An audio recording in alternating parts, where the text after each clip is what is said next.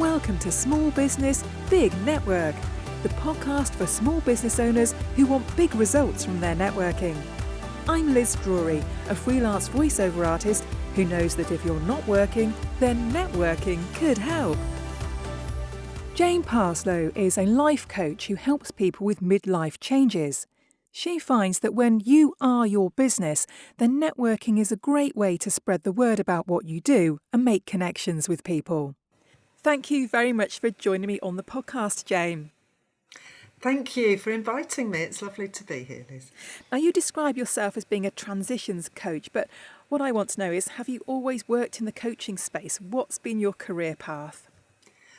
Well, a sort of weird and wonderful one, really. But I think that the majority of my working life, I've been involved in project management in one way or another. So that ended up with me being self-employed. So I've been self-employed for about 35 years now, I think. But I was primarily training and consulting in the project management arena. And having been self-employed for 35 years, would you say that you're now unemployable by anybody else? I think I probably am, yes. I know I am.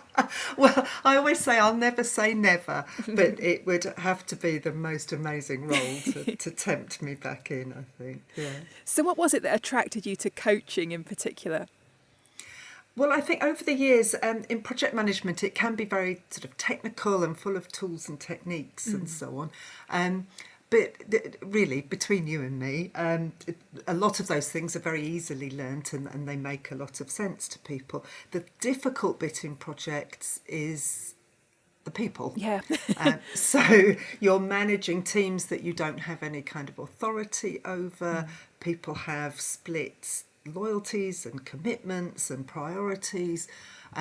So that side of project management, I think, has always really interested me.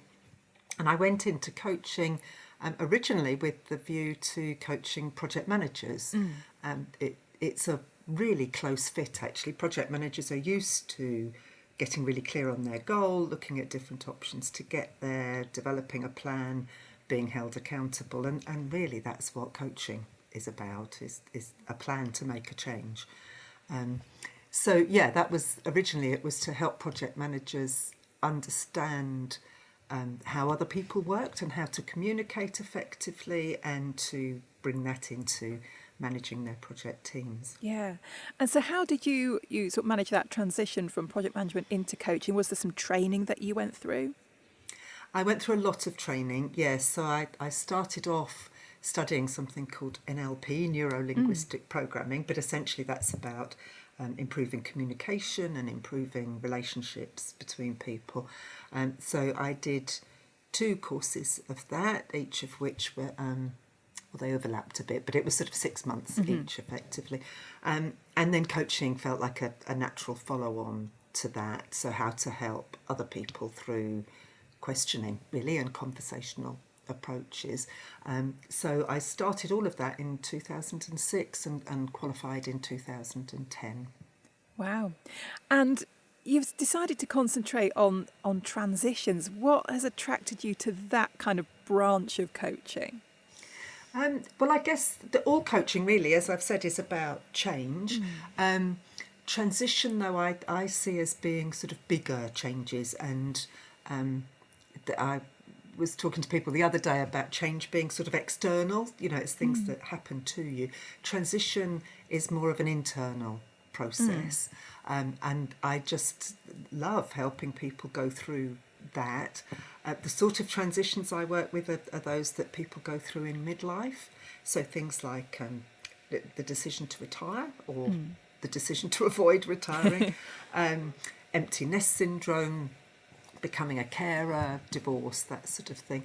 And a lot of that is about dealing with one's internal reactions to the change and working out who you are, really, as a result of that. So, people will say, I don't know who I am anymore now, I've not got the kids at home all the time, or I'm no longer a teacher, who am I? Yeah. So those sorts of things that people are going through at that age, really, I think, is a big changes. people obviously go through big changes in their 20s, 30s, even earlier. But I think there's a feeling in midlife that this matters more, that this is, I mean, it's not, but people feel like it's their last chance to get it right. Yeah, yeah. Midlife's an interesting term, isn't it? When is midlife? Oh, gosh. I wish I knew. I think I spent several decades probably thinking it was always 10 years older than I was at that. And I have to say, I don't think I can get away with that anymore. But I mean, nowadays, that statistically, somebody born today is highly likely to live to 100. So midlife is really about 50, I guess. I think in terms of the traditional phases of life, of sort of learning, working, retiring, or whatever the third phase is, that can come at any time. So I guess the people I work with are kind of early to mid 50s up until about 65. Although I've just last night actually finished coaching with a woman who's 76. Wow. So and I'm sure she wouldn't describe herself as old. She's still midlife, I think. And now that we're all, we're having to work longer and retire later, do you see more people changing career later in life than they perhaps would have done 10, 20 years ago? I think so, yes. So a lot of people, or maybe it's just the ones I meet, we're healthier and sort of younger, if you like, at 66 now at retirement than people used to be. And people have a lot of time left. Again, statistically, we're at 66, we've got another 20, 24 years on average. So I think a lot of people are concerned about using that time effectively, and they may want to leave the career they've been in since they were young, but they probably don't want to stop work completely nowadays, I think. So people are starting their own businesses, or they're retraining, going into something maybe that's always been an interest but wasn't going to pay the mortgage. And maybe now they're at a stage of life where they can go with what they want to do rather than what they have to do, possibly. Yeah. So how do you help people? What's the coaching process like? Oh, it depends really, I guess, what people want to achieve. And that's where I would start, is the whole of the first session will be about where do you want to be? What's your sort of ideal aim, goal, incarnation, if you like? What do you want to be, and where are you now? And that helps identify the gap. So I help people get really, really clear on that goal, and then it's about how to get there. And for some people that might just be coming up with a plan and having someone like me to hold them accountable to it, so to actually make sure they take the first step and then the second step, and that they're making progress towards it.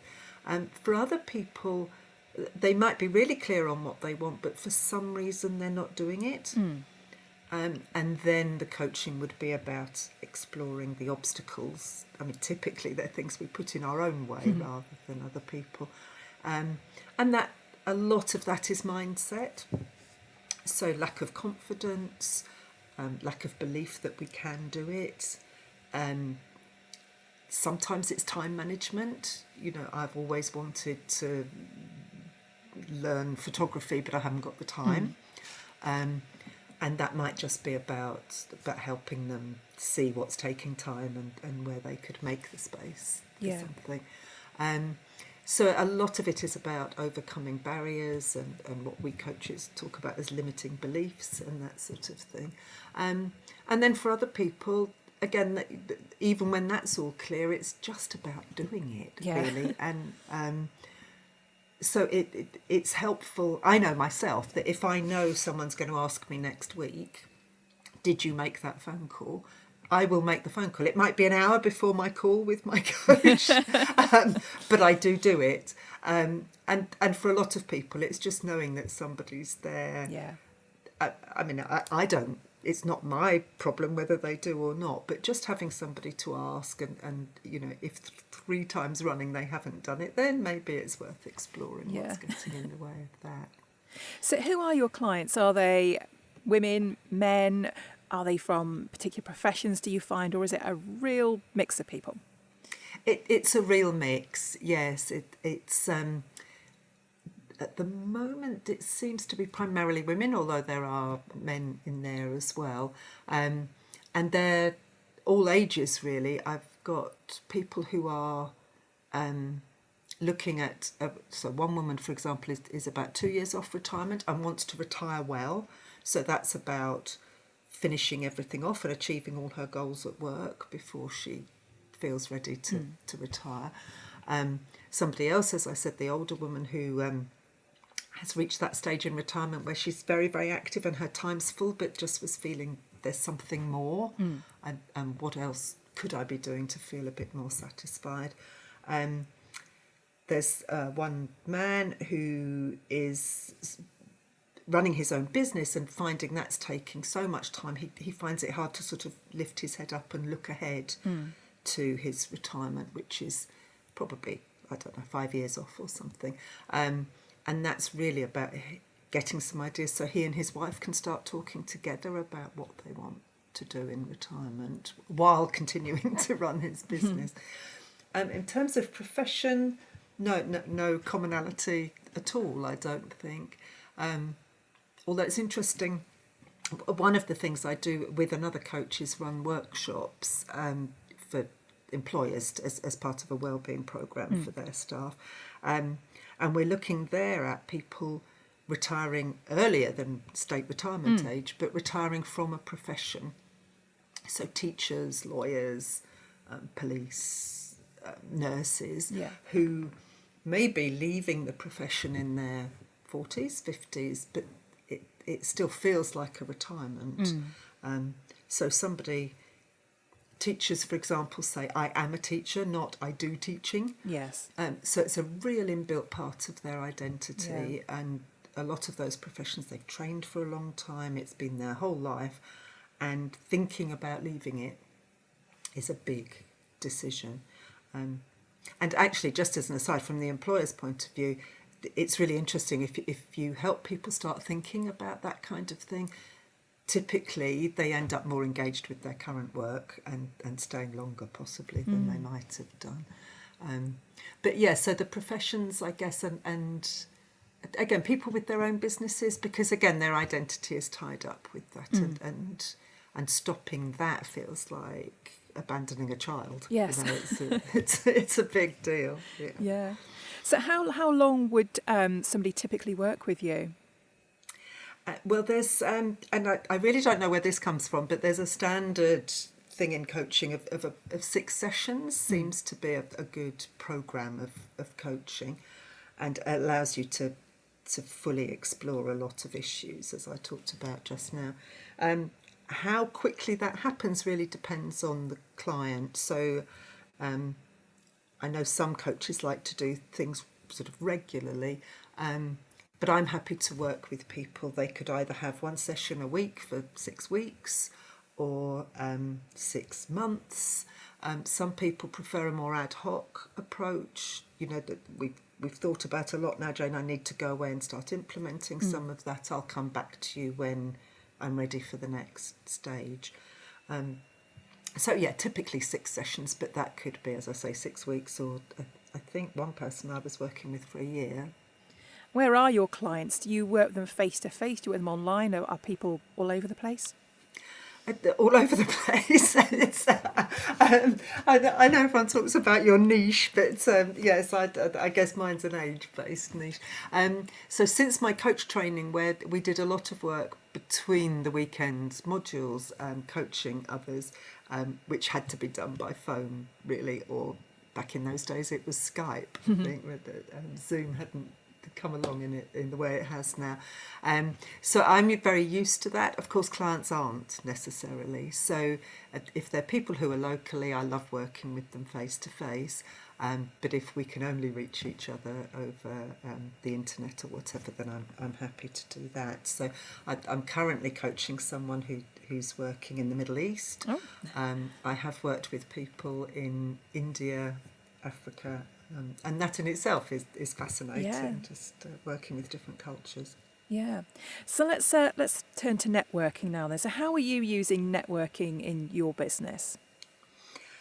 Well, I do a lot of it. I think certainly with coaching, and there are some other professions where it's kind of important people have seen you and talked to you. So I do social media. I work particularly on LinkedIn, but I feel it's important that people have actually experienced me in some way. So yeah, I do quite a lot of that. Again, since the pandemic, some of that is online over Zoom.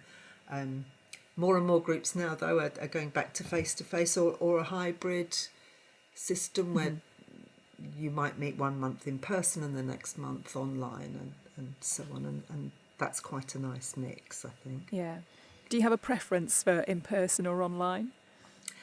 I think it depends what my diary is looking like. I know lots of people that really feel the lack of the in-person and are really keen to get back to that. And I do enjoy it. But then you have to factor in the travel and the fact that might run a bit longer. So face-to-face, I think, tends to be kind of a couple of hours usually to give people some value for the travel. Online, it's much easier to fit in, isn't it? And you can sign off from that call and be straight on to doing something else. So I don't think I have a personal preference, really. I mean, the face-to-face I try and do reasonably locally so that I don't have huge journeys. So it's down to travel and my energy levels. Okay. So what would you say that networking has brought to your business? I think it's a two-way process. So it has really helped me get very clear about my market, if you like, and talking about my business and explaining fairly succinctly about what it is and who I would like to work with. So a lot of groups, as you know, have a sort of 1 minute that you have to introduce yourself. And I think that's been really powerful in helping me get very clear about that. It also helps the other way. I just having chats with people, and it's amazing the stories people will share about their parents' retirement or a friend of theirs at work or their own transition maybe out of corporate into their own business. So I find I learn a huge lot about the sorts of concerns people have about the areas that I work in. And then a lot of networking groups as well provide learning. So somebody may give a presentation about something, and I'm a huge advocate of lifelong learning, so I just love whatever anyone's talking about. There's always something that is a real nugget. So how much networking do you do? How many sessions would you go to in a week? It varies a lot. I guess on average probably 2. And again, that might be 1 online and 1 face-to-face in terms of the group sessions. But I do quite a lot, and I think this is the real value of networking, isn't it, is the follow-up. Yeah. So there may also be 1 or 2 one-to-one meetings with somebody I've met in a group. And again, those are a mix of face-to-face and online. So... I think it's, as I've said, I think it's really important for people who are selling themselves rather than a product to make those connections with people. Yeah, definitely. So for small business owners then who maybe haven't tried networking yet, what would you say the benefits of it are? Well, as I say, I think it's about being able to talk about your business to a group who are going to be receptive to that, who are interested and intrigued, and the groups I go to, they're also very helpful.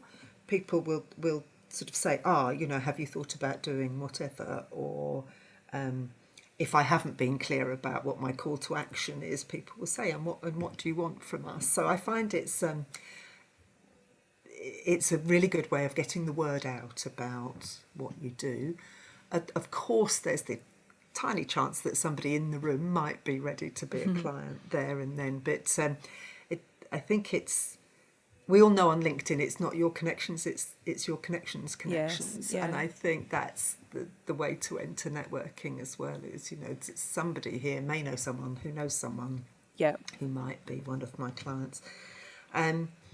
So I think it's about publicising what you do and being able to ask for help. You know, I would like to be introduced to people who are 55 and feeling a bit stuck, or whatever it is. It's the opportunity to help other people, and I think that's a big part of it, is to go into the room thinking, who here might need my connections? Yes. Who can I introduce people to? And I think for a lot of people, certainly after the pandemic, and I know that ended a little while ago, but, you know, we're still feeling the effects, I think it's just that thing of getting out of the office and being with another group of people. And it can be very refreshing to meet people in other businesses, I think, who, as I've said, can give you a really interesting angle on your own business from their outsider view. And there's a couple of groups I go to which are not so much about connections and referrals, but they're about business support. Yes, yeah. So you can take a current problem, take an issue, and say, you know, I'm really struggling with, I don't know, how to do this on LinkedIn, or how to record a video, or, you know, whatever it is, and there'll be someone there who can sort of say, oh, well, you know, I've tried doing it, and how about this, or I've used this software. So I think it depends what you feel you need in your business, but there will nearly always be a networking group out there that can provide it. Yes, I think so. So just finally then, Jen, if people want to connect with you or find out more about your business, what's the best way for them to find you? Well, through LinkedIn, where I am Jane Parslow. My website is janeparslow.co.uk, and you can email me there as jane@janeparslow.co.uk. Lovely. Well, thank you very much for sharing your business and your networking stories with us. And yes, best of luck with both going forward. Thank you very much, and thank you for the opportunity. Thanks for listening to Small Business, Big Network. If you found this podcast useful, please do rate, review and subscribe. And don't forget to share it with the rest of your network too.